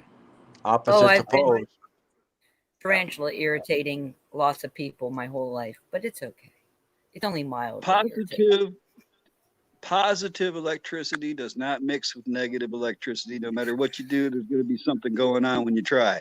It's the same thing with personalities. You know, Yeah. if you're a positive individual, and I can find a freaking cherry in a bowl of pits real easy in life because I've done it all my life. You know, if somebody doesn't have a fresh bowl of cherries, they get upset. And that's I just can't mix with that. Yep. Like Right. attracts You know- like. I'll just say this: there are countless cherries in a bowl of pits if you know how to plant Right. them. There you go. There you go. That's good. Hey, I look at cherry pits as next year's cherry trees. Yep. You know, that glass half empty, half full thing. I always go, cool, a glass. I can get another glass of water anytime I want. You got to keep it Yep. flowing. Stagnant water makes mosquitoes, and I don't like mosquitoes. Half No, full. I dump water every time I see it here in Michigan. That's just, you know, Yeah, people that's- leave barrels full of water in their yard and wonder why they got a bunch of mosquitoes, you know? outdoors will teach you that real quick. You catch on to that one real quick living in the woods. Mosquitoes is just a good reason to put up more bat houses. That's right. Every Well, time they we get one or fully two bats out explained here, that the owls. They're attracted to the carbon monoxide you put out. That's what they are attracted to other things, but the main lure to them is your exhale. Once you Yep. realize that too, and learn how to control your breathing a little bit, you can also, you know, thwart their efforts a little bit like that. Yeah, no, I'm their number one target. We could have 1 million people standing in our yard, and I'm the first one getting chewed on. You're probably the one It's doing the most talking. They Yep. think I'm. Fresh No, meat, not man. always. Not always.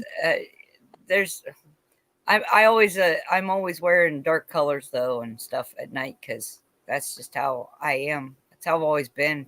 I've always chosen to wear the.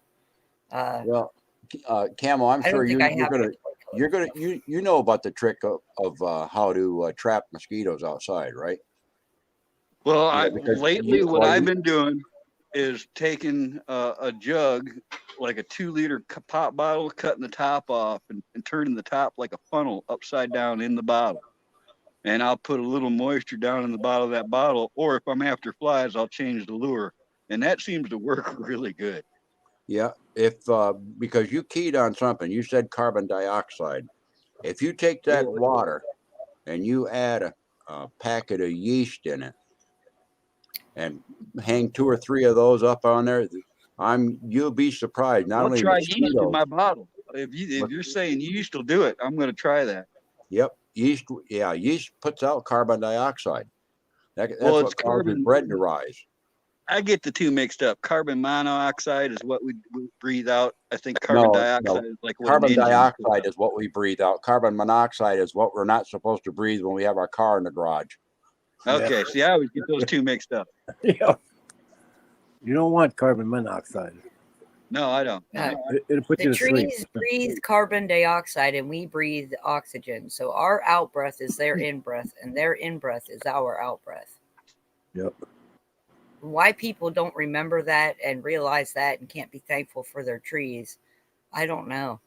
That boggles my mind. I've All the planted a lot of trees deforestation in just my makes me life. cry. And there's even better than planting trees. You go out and you start trimming some trees, or take out the ones that are below the bigger trees, because that'll help the bigger trees. And then, I mean, if you learn how to thin some forest out and help the others grow, that's better than planting new trees. Yep. I think I started coughing because it got cold here. You know that? It got that. It's that much difference. It's cold now.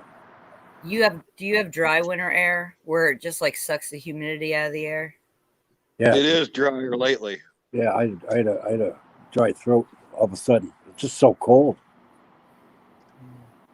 It's funny you mentioned that, Heather, because my tobacco tells me the humidity rate daily. For most of this year, my tobacco was like sponge. And then just in the last couple of weeks, it started to where it's a little crispy. Yeah. When it gets crisp, you can add a little bit of Oh, I tissue like it paper crispy. that's wet. Oh, I like it crispy. I have to dry If my it gets tobacco. too dry, or even orange peels. And if it gets too wet, you can just toss a cracker in there. Not crumbled, just a regular cracker. If I roll a little cigarette, I apple dry it on the wood stove.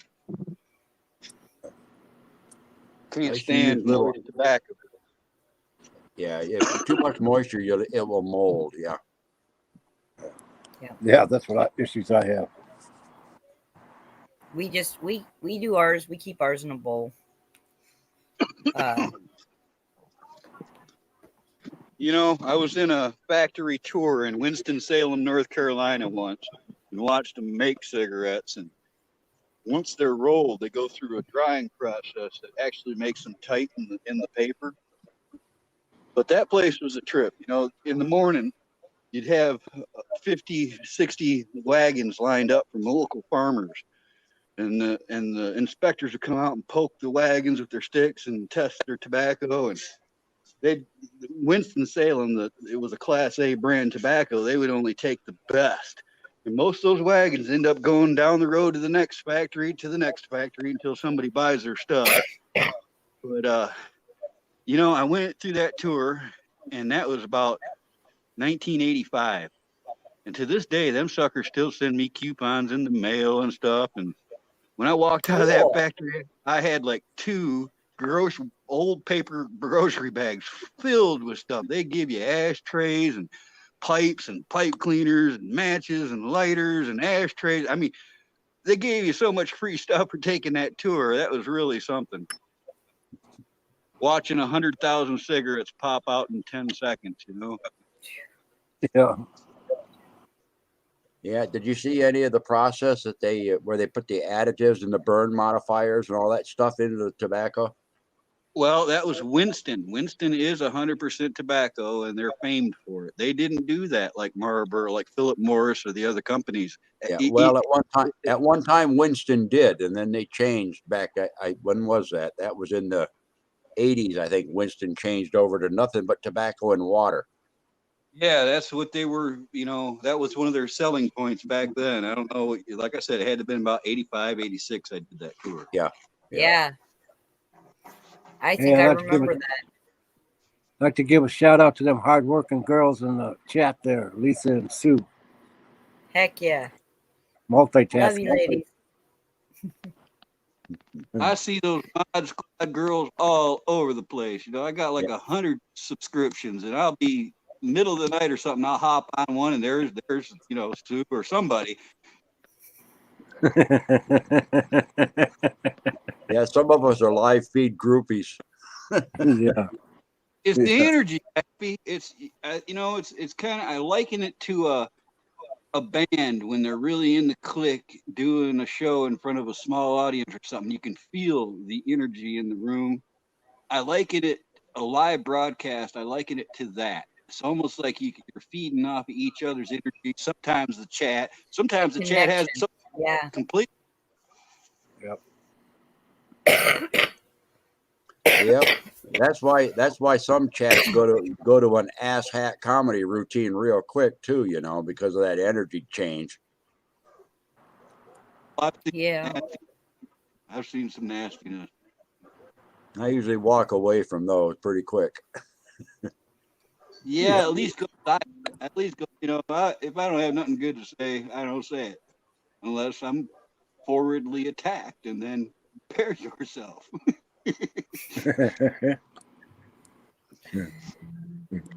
Well, I'm just so sensitive to the energies anymore that if that turmoil and that negativity and stuff starts coming up there, just doesn't make me feel comfortable. You know what I'm saying? So I says, I want to go someplace else.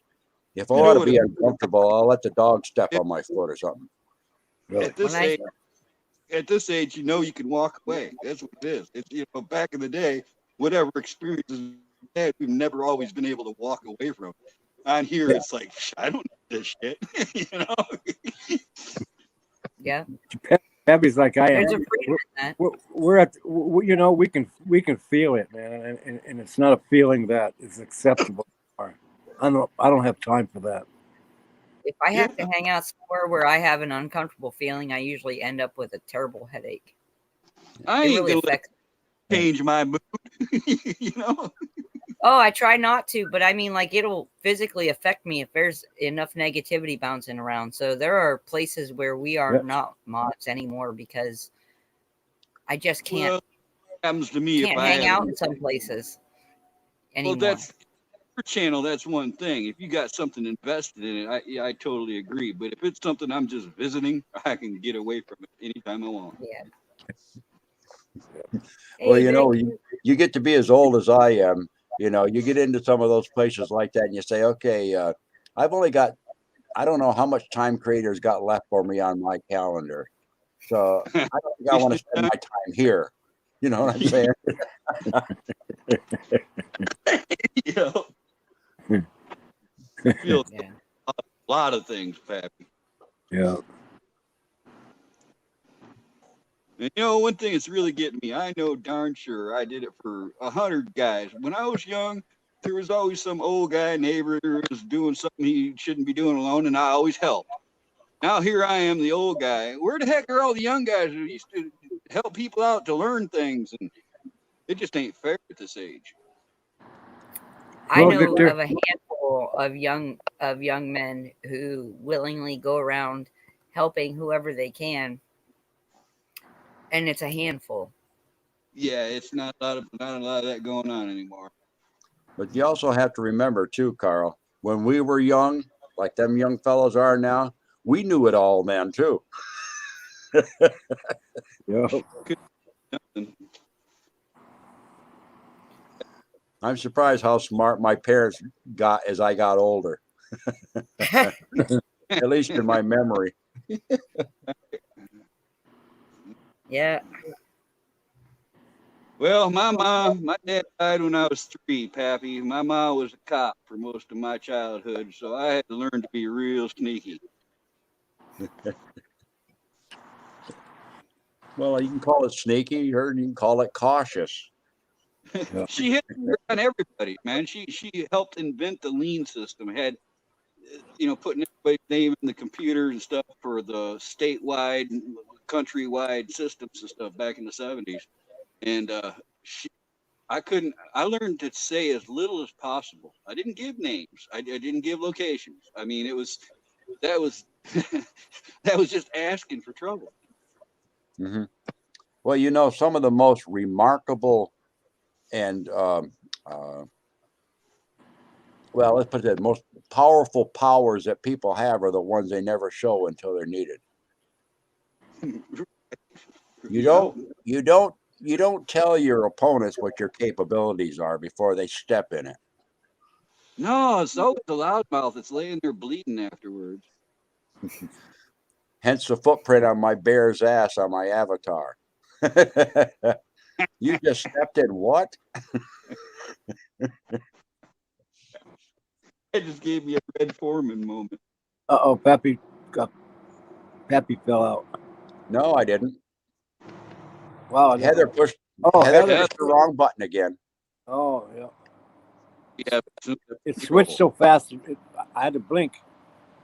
Wow. she was Pappy gone. took Might have had her audio, but her video looked like it was completely gone for a minute. It was. It just kicked me out. Yep. It switched so fast, I thought it was Pappy. The icon switched real quick. Where Pappy was empty, and then he was over by you. I was like, wow, Pappy got booted. No, he was over here. The whole just for fun. Now you got to watch out for them bears that you kick at the rear end. They can move pretty fast from one location to another. You know, I ain't kicking Becky, but I'll tell you that. Michigan, Pappy, every bear I encounter here in Michigan, I'd say there's probably been at least a dozen where I've been able to try to get close to them. Them suckers run off every time I approach them. I've done it on the sides of roads, out in the middle of the woods and stuff. and then they're skittish. I can't swim at all. Well, you know, they want to live, and they've learned long ago. If you want to live, don't hang around man too long, because man don't have any damn sense. Well, I'm being friendly. I just wanted to pet one. That's all. Be careful what you ask for. If you get a pet bear, you ain't never going to sleep alone, you know. I sat down for a half a day. I swear it was well over 4 hours. It took me that long while the mother did circles around me. I had a bag of Doritos. I didn't plan this. It just happened. I went out there. I was going to sit down and have a snack, opened up a bag of Doritos, and all of a sudden I seen these little fox puppies popping their head out of a hole. They smelled them. I mean, immediately they smelled them. And it took me hours. I actually hand fed each one of those little fox puppies one Dorito a piece is all they would get from me, and they take off. But I let them right up to me a little bit at a time, and the mother did circles around me the whole time. I was pretty proud of that one. Damn it, Carl, you probably fed them GMO corn. No, this was back in the day, so it's probably safe. I always carry a bag of Doritos or Fritos just as an emergency fire starter. You know, I could get a snapping turtle out of any pond. You get a can of those kippers, and I'd eat the kippers, and I found this out by accident. If you set a empty can of kippers on the side of a lake or a pond around here, them oils are as fast working as those Doritos were, because it's like every turtle in the pond will smell that oil and come and see what the heck that is. Isn't that something? Yeah.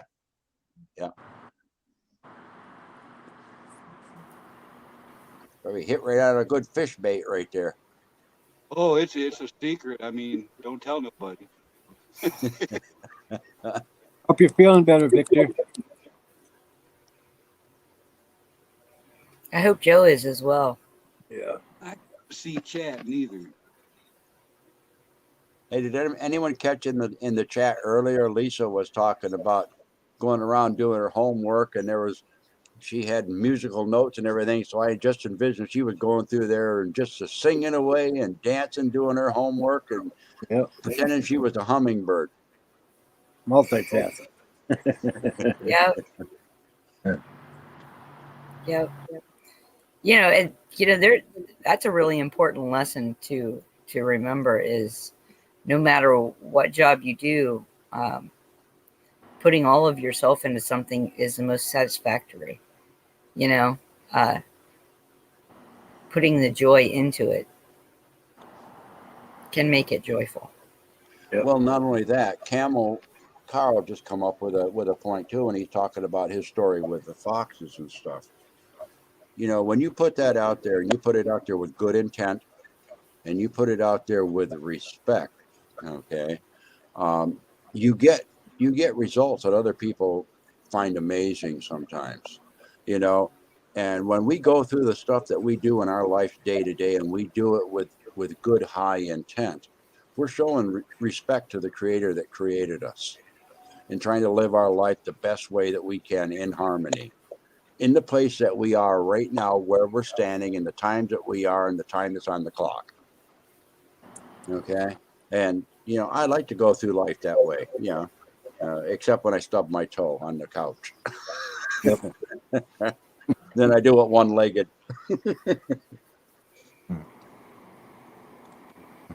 Wow. Awesome, Vic. Just take it easy, Victor. That's awesome, brother. That's awesome. I tell you, when you guys were reading those animals for me, my entire scalp was like lit up. I had so many sensations going on over my entire scalp. It wasn't just itchies or anything. It was, I could feel, if my hair weren't so heavy, it probably would have been standing on end. That's resonance. But I could feel it all in my scalp area. That's the opening. All in my crown. That's crown chakra opening. Yep. Yeah. That was really amazing. I told my housekeeper about the whole, I think about the Holy Spirit. And she's like, wow, I have goosebumps from what you said. And she goes, and I know when you get goosebumps, that's the truth. I said, very good. Yeah. Tagushkashka, the spirit that moves in all things. When it moves through you, you can feel it. Yep. Yeah. You know what? That's why I'm Pappy's #1 fan. Happy, Robert, Camo, you guys have just helped me figure out something. I don't know how key this is, but it seems pretty important. Our vehicles are just tools for our spiritual body. Right. They're just another tool. Hello. Well, I know.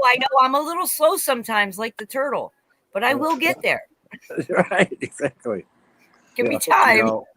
Yeah, and those tools, those vehicles, we got to keep them gassed up, and we got to pull maintenance on them, and once in a while we got to protect them from the elements, and all those sort of things to keep it all running good. We're made up of multiple little parts.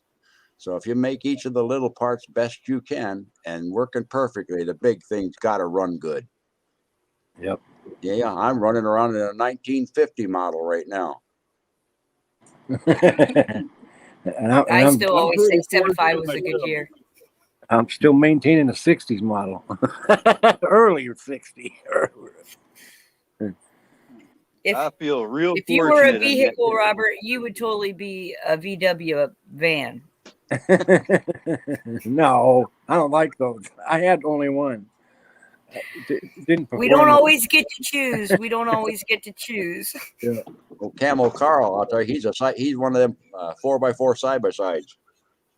Yep. Yeah. Oh no, I got to turn the camera back on now. Show you what I am.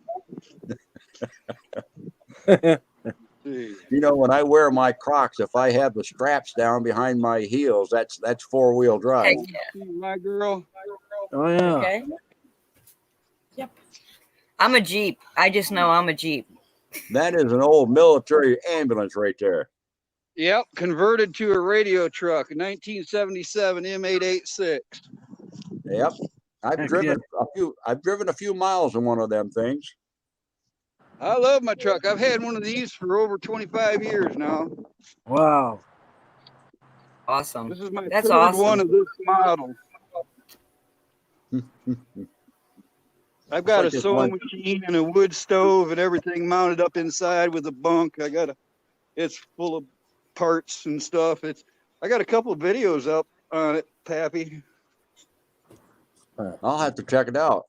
Yeah. That reminds me of a channel that I follow called Log Cabin Looms, and it's a fella that lives up there in I think it's in North Dakota or Nebraska, one of those two. And in one of his vehicles that he drives around an M37 military vehicle. Oh and yeah, an old 1947 Chevy. Oh, cool, man. Those are good. I'm in with a group called the Michigan Military Vehicle Preservation Association, and they only like me because I can sew their canvas and stuff. But you got to make yourself marketable. Right. Yep. All those old vehicles, the M35s, the Deuces, and the old REOs and Whites, and I'm familiar with all of those because I've done canvas on all of them. Gamma Goats, and were you Marine Corps? No, I was Army. Okay, I mean the Marine Corps had a little bit of their own. They had like the M422, the Mighty Mite, that little micro Jeep, all made out of aluminum and stuff. Oh yeah. But you're probably more familiar with the M151 Mutton Jeep. Oh yeah. Yep. I've kissed that windshield a few times on one too, riding around in rough terrain. Ouch. It's even worse if you got one of the weapon rack mounts right up there too. Yeah, you don't want to bounce up because you're going to smack that. That's for sure. Right on, man. Yeah, no, I bet Robert's like some classic hog. Actually, I bet he's not a van at all. I bet he's a wind in your hair vehicle. But he doesn't strike me as a convertible. Robert is that Elvis Cadillac type. I don't know. I'm an old CJ model. I already know what I try not to typecast anyone. You never know. I don't go very fast, but I can get you where we're going. Well, that's what this is, full-time four-wheel drive. If I'm doing 60, I'm hauling balls. That's all there is to it. Right. Yeah, the only way in those full-time four-wheel drives that you're going to win the race is when they're stuck to the roads and you're going cross country. That's right. I mean, I can pull most monster trucks sideways. I've done it. The outpull tractors, the extra weight of these things is a crazy advantage with that granny gear four-wheel drive low. Oh, yeah. I've had those mudders and stuff just have me sit off to the side. I mean, it's not good for mudding, but I can pull them out of the mud hole. Yeah. Yeah, There's something to be said for the way things used to be built. As long as you can maintain the traction under your tires, you can get it geared low enough. You can inch your way right out of a lot of things just by brute gut strength. Oh yeah, and plus I've got a recovery manual from the 50s that shows you all kinds of neat tricks. But thing is with this, Heather, is it is super simple. It's old. It's a 70s vehicle, but it has no vacuum. It has no emissions control. It has no power steering. It didn't even come with a radio. They're the most basic engine they have back then, and they're also one of the most reliable. The 318 Mopar engines, they're hard to kill. Yep. But because this thing's so simple, it has no electronic ignition. It's like the old points, and it's got a lot of advantages that way. I can do a full tune-up on the engine still for like $50. That still got the starter on the floor? It's got the underside starter, it's got mine's a little bit different. See, that was an ambulance, but it was used as a radio truck. And I got a bunch of old since I know these guys, I accumulated the extra battery trays, and now I have 4 battery mount trays inside that I can charge individually. I got the ambulance package alternator, so I can run extra amps, more than I even need. And I put windows in the side of it and stuff. I've done a few things, and I still want to do a few things. That is the dream. That's you're living the dream, man. Really. Well, now you need to upgrade it with reactive armor panels. Yeah. Well, I do have some things inside strategically placed. That's what I was getting to. Is this one I need to get a roof hatch, because I'm going to have a roof-mounted cargo rack on the top of the box. But I need a way. I don't know if you could see them, but I've already put the steps up the side, so I'll be able to access that rack from both inside and outside the truck. Well, do you have the hard points on the roof that you can attach it to, or you're going to have to put them in? Well, I've got it. I know where they are. Let's put it that way. This is my third one of these M886 body. This is the third one I've had. And, back in the day, they were great. But over the years, the roofs were vulnerable to weather. That's the best way to put it. A lot of them were rusted. And this one, I caught this one before it rusted, and I already replaced the whole roof with an aluminum panel. So there's nothing up there left to rust. Plus, I got that wood stove in there. I get looks going down the road, smoking out the back like that. I